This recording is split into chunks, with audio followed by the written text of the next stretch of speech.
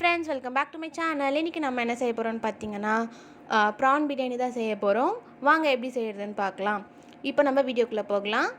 First ஒரு cooker எடுத்து வச்சுக்கலாம். அதில் வந்து குக்கர் ஹீட் ஆனதுக்கப்புறம் தேவையான அளவுக்கு எண்ணெய் சேர்த்துக்கிட்டு ஒரு ஸ்பூன் கீ ஆட் பண்ணிக்கலாம். நெக்ஸ்ட்டு வந்து பிரியாணி மசாலா, அதாவது அந்த பட்டை, அதுக்கப்புறம் அந்த கிராம்பு, நெக்ஸ்ட்டு வந்து அந்த அன்னாச்சி பூ எல்லாத்தையும் சேர்த்துக்கலாம். ஒரு 4 ஏலக்காய் கூட சேர்த்துக்கலாம். இன்றைக்கி நான் வந்து 2 பேர் சாப்பிட்ற அளவுக்கு தான் பிரியாணி செய்ய போகிறேன். ஸோ அதுக்கான குவான்டிட்டிக்கு ஏற்ற மாதிரி நான் எல்லாமே எடுத்து வச்சுருக்கேன். அது எல்லாமே பொரிஞ்சு வந்ததுக்கப்புறம் இப்போ வந்து 2 பெரிய வெங்காயம் எடுத்திருக்கேன். அதை போட்டு நல்லா ஃப்ரை பண்ணிக்கலாம். கூடவே ஒரு பச்சை மிளகாய் சேர்த்துருக்கேன். நல்லா ஃப்ரை ஆகிட்டே இருக்கட்டும். இங்கே பார்த்திங்கன்னா நான் இங்கே வந்து பெப்பர் சிக்கன் செஞ்சிட்ருக்கேன் சைட் டிஷ்க்கு. அதோட வீடியோ தான் இது காட்டுறேன். இதோட வீடியோ தனியாக நான் உங்களுக்கு அப்லோட் பண்ணுறேன். நெக்ஸ்ட்டு இப்போ வந்து நம்மளோட ஆனியன் வந்து நல்லா ஃப்ரை ஆகிடுச்சு. இப்போ வந்து ஒரு தக்காளி சேர்த்துக்கலாம். நெக்ஸ்ட்டு அது வந்து நல்லா வதங்கினதுக்கப்புறம் இஞ்சி பூண்டு பேஸ்ட்டு சேர்த்துக்கலாம். நான் இன்றைக்கி 1.5 ஸ்பூன் இஞ்சி பூண்டு பேஸ்ட்டு எடுத்திருக்கேன். நெக்ஸ்ட்டு கொத்தமல்லியும் புதினாவும் சேர்த்துக்கலாம். அதுக்கப்புறம் ஒரு ஆஃப் லெமன் வந்து நல்லா ஸ்க்வீஸ் பண்ணி வச்சுருக்கேன். அதோட ஜூஸையும் நம்ம வந்து இதில் சேர்த்துக்கலாம்.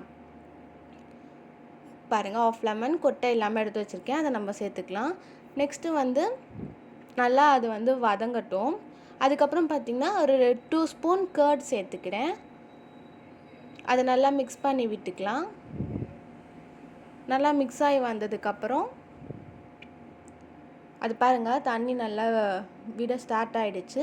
நெக்ஸ்ட் இப்போ நான் வந்து பிரியாணி மசாலா சேர்க்க போகிறேன். அது ஒரு 2 ஸ்பூன் அளவுக்கு சேர்த்துக்கலாம், காரத்துக்கு ஏற்ற மாதிரி. இதுவும் வந்து நல்லா மிக்ஸ் பண்ணி விட்டுக்கலாம். நல்லா வந்து அது தொக்கு மாதிரி ஒரு கன்சிஸ்டன்சியில் வந்ததுக்கப்புறம் நான் வந்து அதுக்குள்ளே என்ன பண்ணிட்டேன்னா எறாவை நல்லா வாஷ் பண்ணி க்ளீன் பண்ணி எடுத்து வச்சுருக்கேன். அந்த ப்ரானை வந்து இப்போ நம்ம இது கூட ஆட் பண்ணிக்கலாம்.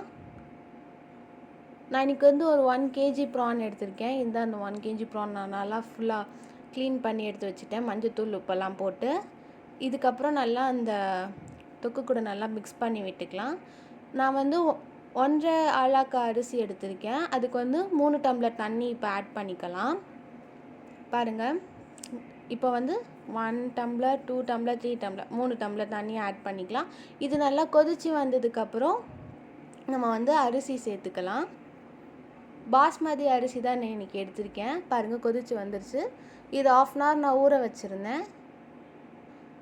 இப்போ அரிசியெல்லாம் சேர்த்ததுக்கப்புறம் நல்லா அரிசி உடையாத அளவுக்கு நம்ம வந்து கலரி விட்டுக்கலாம். இப்போ நம்ம வந்து தம் போட போகிறோம். ஸோ இது தம் பிரியாணின்றதுனால இதை நான் வந்து தட்டு போட்டு மூடி ஒரு பாத்திரத்தில் ஃபுல்லாக தண்ணி எடுத்து அது மேலே நான் தம் போட்டு வைக்க போகிறேன். ஒரு 1/2 hour கழித்து நம்ம வந்து பார்க்கலாம் எப்படி இருக்குதுன்னு சொல்லிட்டு. 1/2 hour ஆகிடுச்சு. இது நம்ம வந்து இப்போ கேஸ் ஆஃப் பண்ணிவிட்டு எடுக்க போகிறோம்.